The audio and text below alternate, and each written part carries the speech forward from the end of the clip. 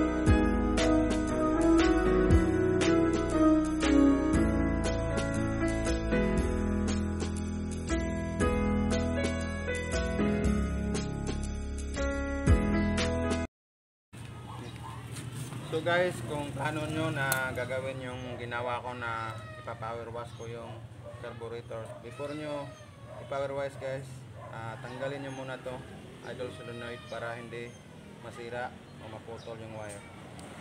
So ang gagawin ko dito guys is gagamitan ko muna nito para mabilis matuyo.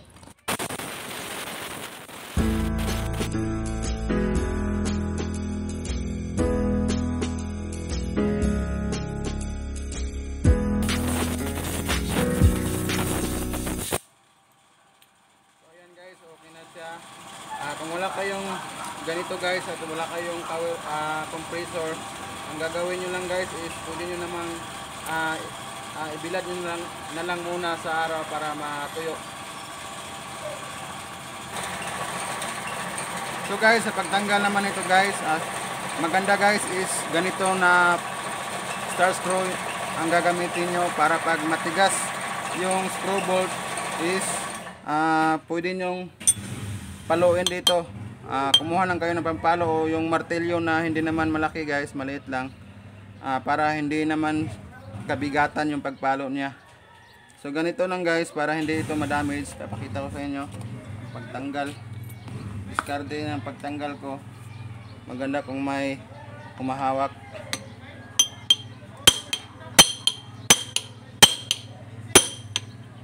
Yan guys.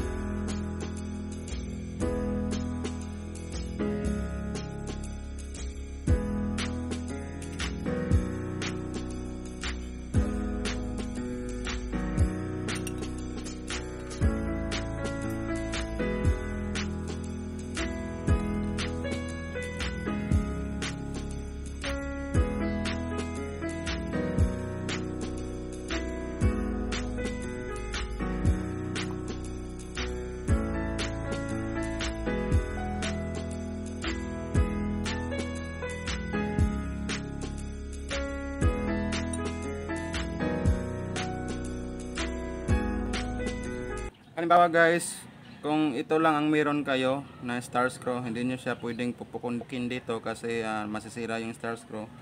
Ang gagawin nyo lang, kung sakaling matigas yung screw para hindi masira yung screw bolt, ito lang guys, gumamit ng ganito. Tapos pupukpukin nyo lang muna guys before nyo tanggalin, before nyo ikutin. Yan guys.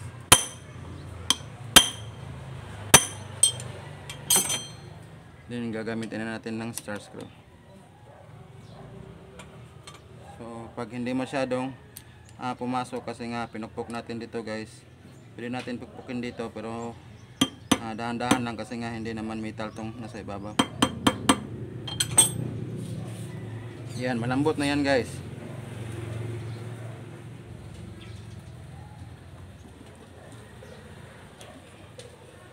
Yun lang guys yung mga diskarte ko sa pag repair ng carburetor.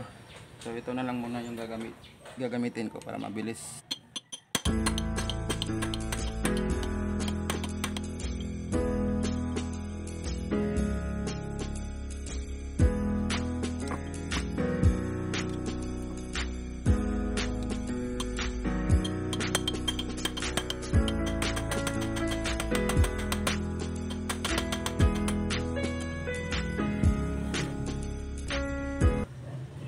Nasira na to guys, oh.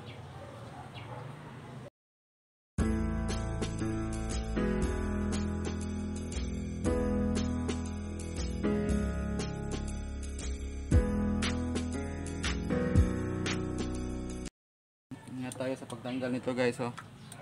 Kasi maliit lang to. May possible na tumilapon o tumalsik.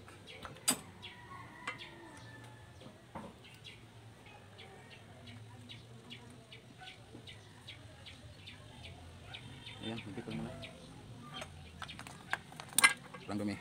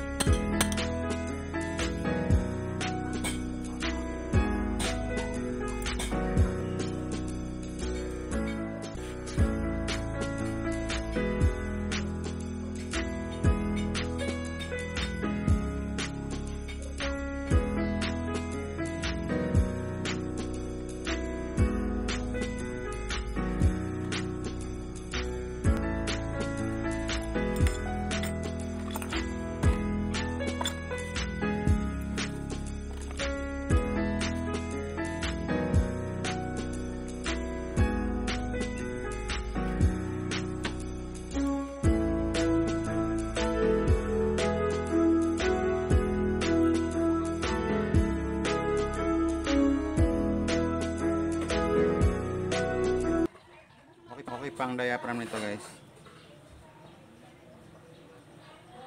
Yan dito sa ilalim.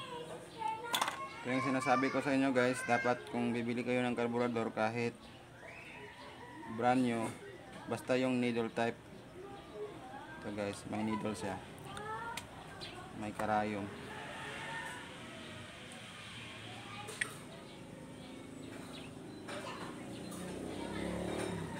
So ito guys, itatabi ko lang muna ito dahil malinis naman para hindi ma-misplace.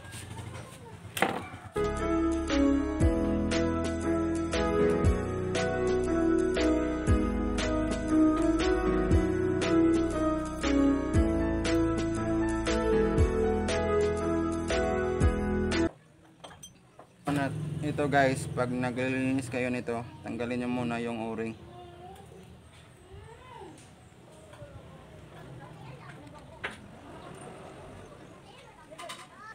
Kasi itong o-ring na ito guys is ito pa rin yung gagamitin natin, kasi sa carburetor kit, marami na akong carburetor repair kit na nabili, pero hindi ito kasama itong o-ring na ito, wala sa carburetor kit, kaya gagamitin natin ulit ito.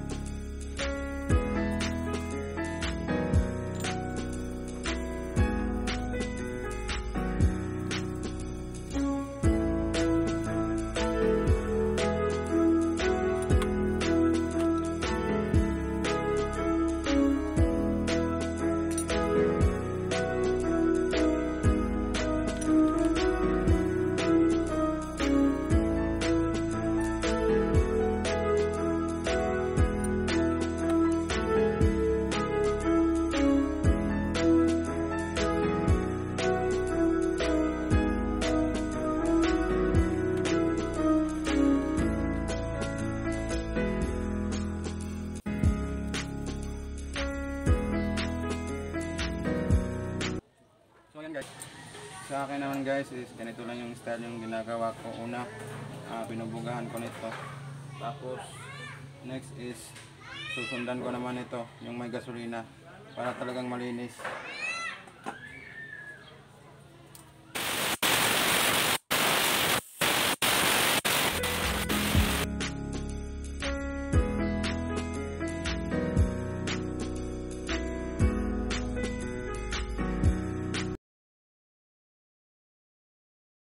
So guys, ito na po yung lahat ng parts na nilinisan ko, niorganize ko para mas mabilis lang yung pagkakabit. So una ko muna ikabit dito guys is yung diaphragm dito.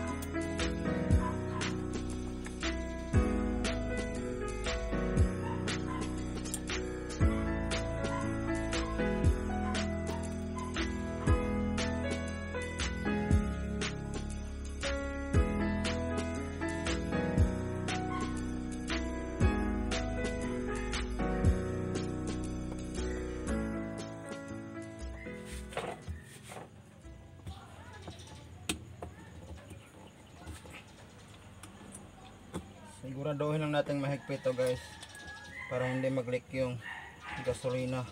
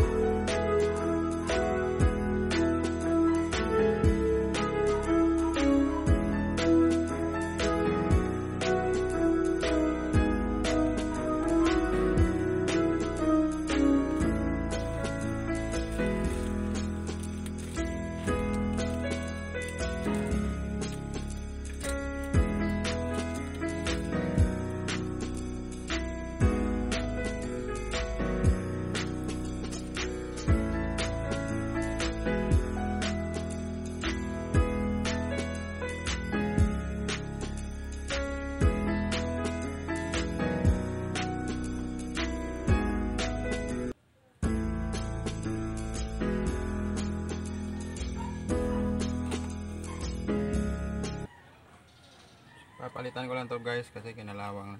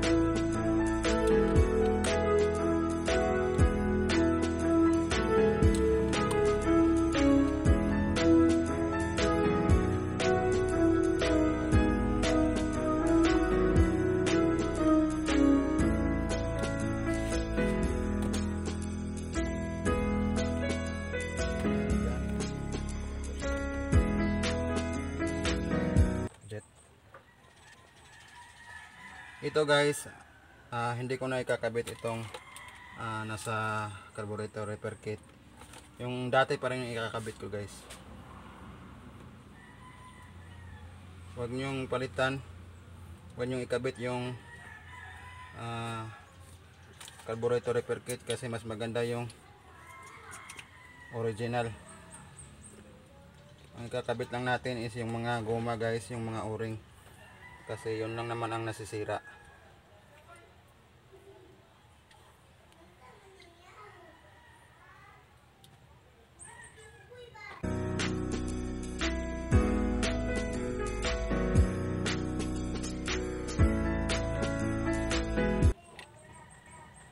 Ayan, okay na to guys. Kabit ko yung o-ring kasi wala ito sa carburetor repair kit, kaya yung dati pa rin yung ikakabit ko.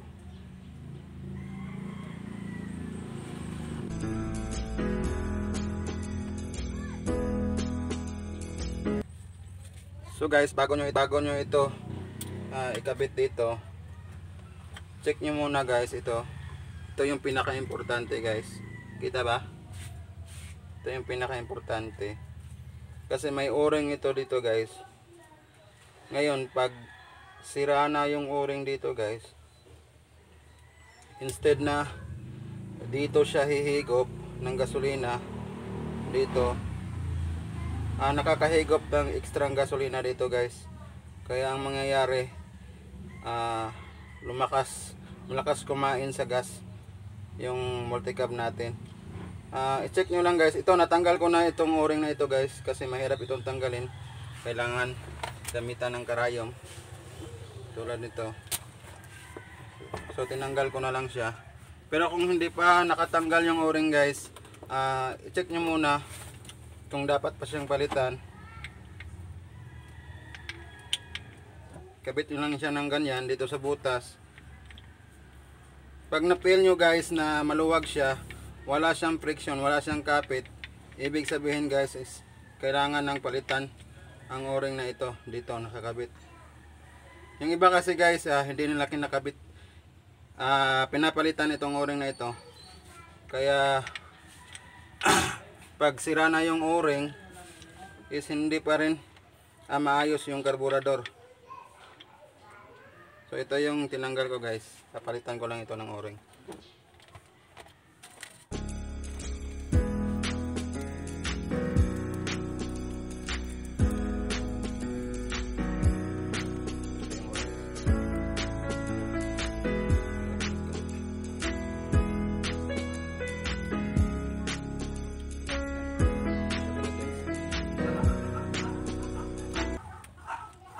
Tapos isa pa guys, itong arm na ito, kung nakikita nyo, may adjustment yan.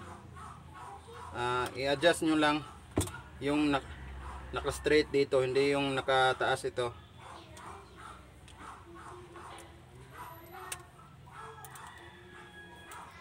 Para matipid kumain sa gasolina yung multi-cab natin.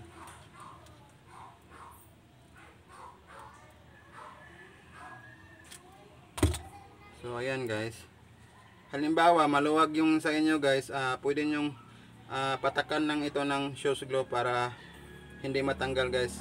Pero dito masikip naman siya, so hindi ko na lang ito lalagyan ng shoes glue. So kung iti-test ko ito guys, na bago na yung o-ring, lalagyan ko lang ng oil para mabilis pumasok. Ayan, test natin dyan. Ayan, gaya kanina, ang bilis lang ikabit, ipasok sa butas. Ngayon hirap na ipasok, pero mapapasok to guys pag kinabitan natin, hinigpitan na yung bolt.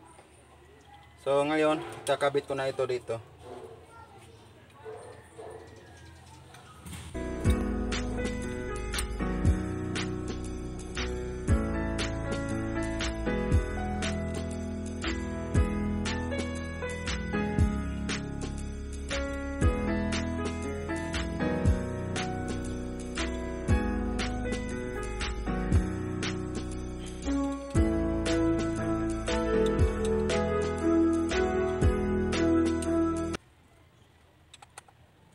So ayan na guys. Itong jet na ito guys, ito yung pilot jet. Ito yung para sa excuse me, hindi pala, ito pala guys, ito yung pilot jet. Ito yung para sa minor. And then ito naman yung main jet. Malit ang butas nito guys, tapos ito naman malaki. So ito guys, convince ako na hindi sira ang o-ring nito kasi masikip siya, ayaw gumalaw. So okay pa ang o-ring nito sa ilalim. Hindi ko na lang ito tatanggalin.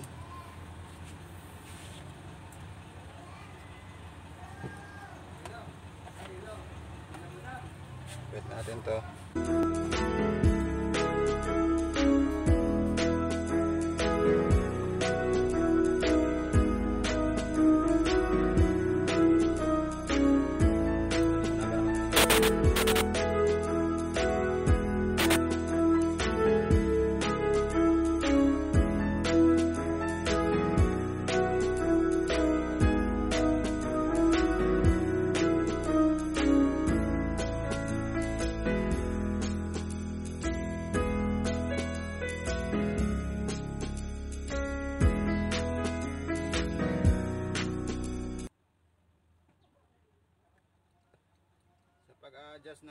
guys, ganito lang yung ginagawa ko.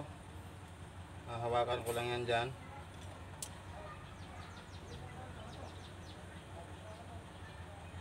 Tapos itutula ko to.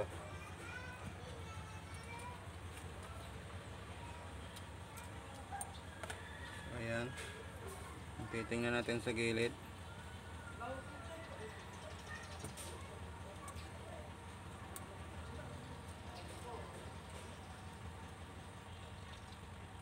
So okay na to guys.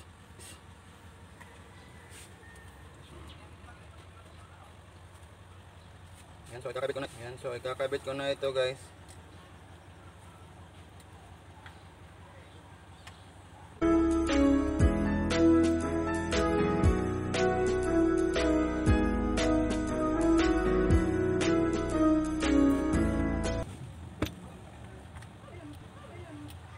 Tatanggalin ko muna ang o-ring guys kasi may papaliwanag ako sa inyo.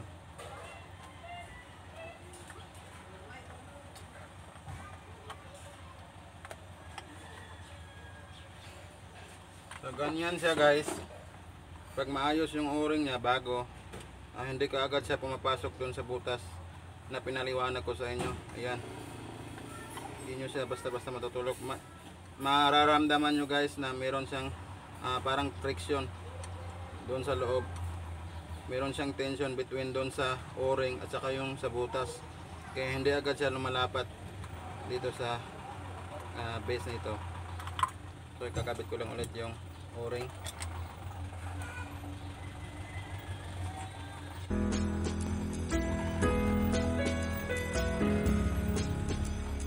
Yan guys, kung nakikita nyo, basa pa ng oil dun sa nilagyan ko ng oil dito sa o-ring.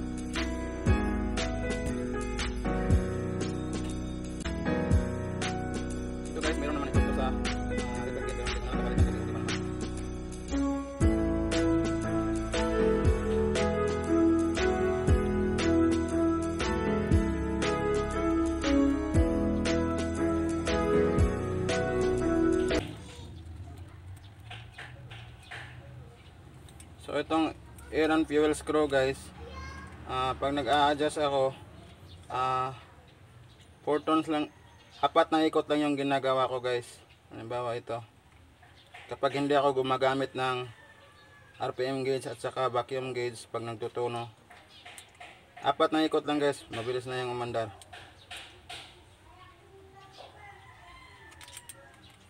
Yan, kalahati, isa't kalahati, dalawa't kalahati, tatlo't kalahati, 4. So ayan lang guys, 4 na ikot lang.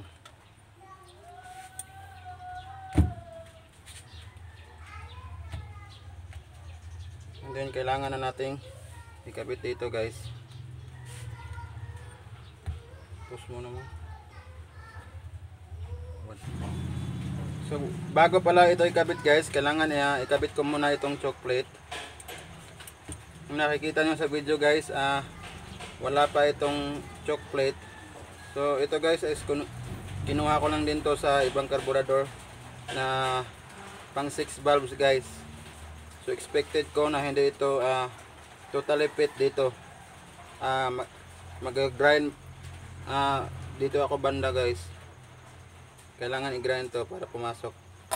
So try ko muna kabit tong arm nya, and then check ko. So ayan guys, hindi talaga siya totally fit. Kailangan ko pang i-grind dito. Ayan guys,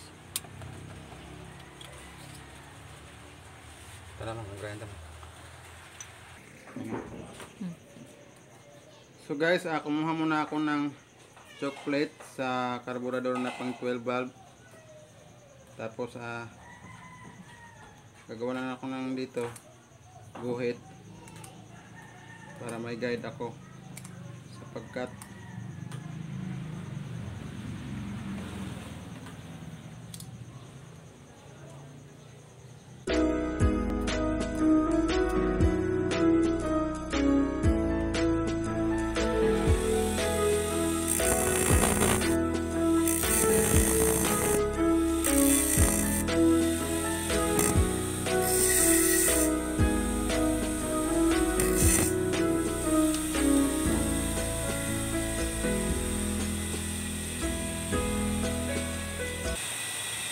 Okay na to guys, pantay na.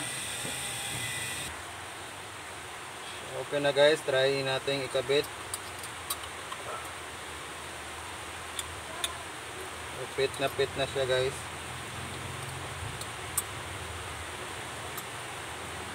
So, kabit ko na lang muna guys bago ko ipakita.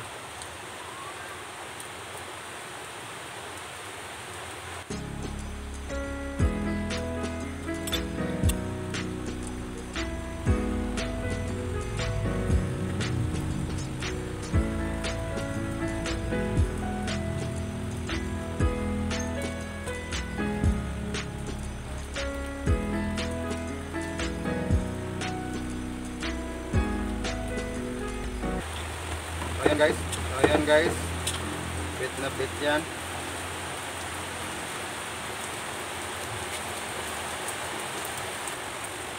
Tapos pulyan natin itong kabit.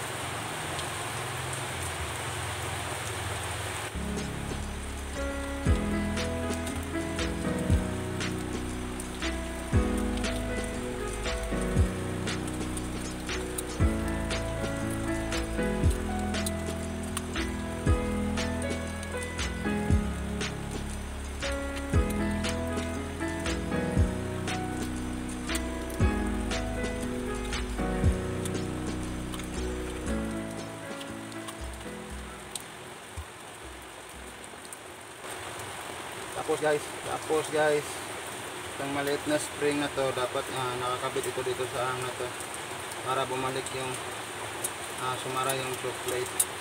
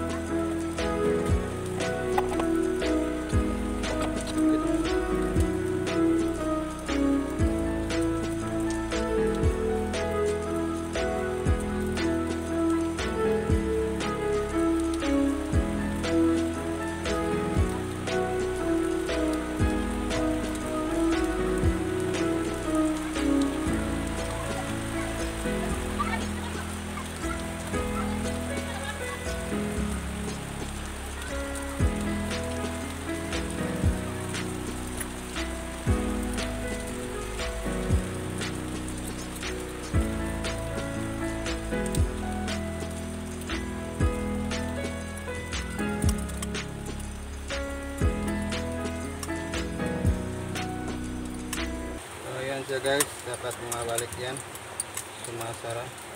Ang hirap kasi itakabit nito guys, maliit lang yung spring.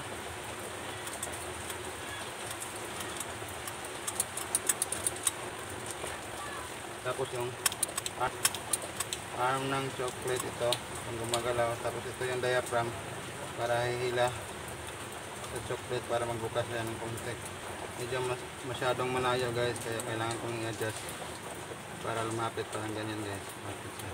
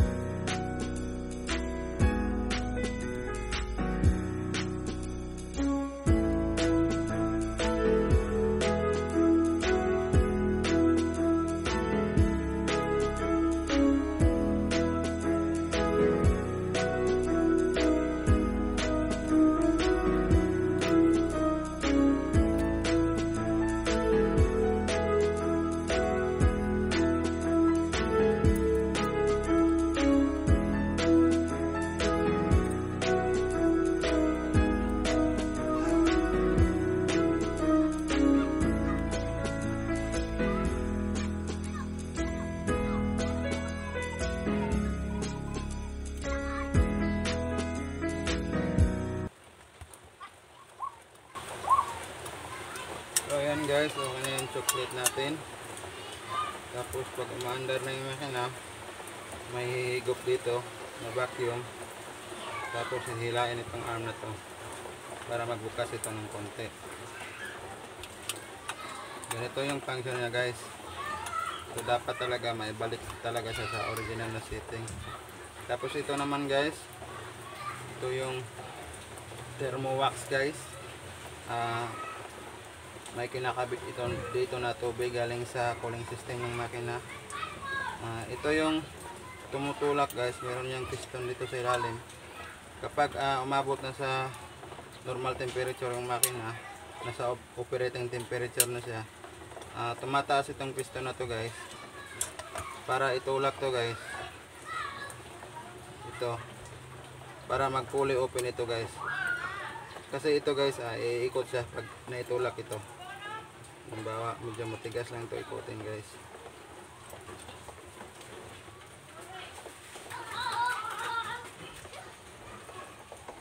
Medyo hirap lang ikutin guys.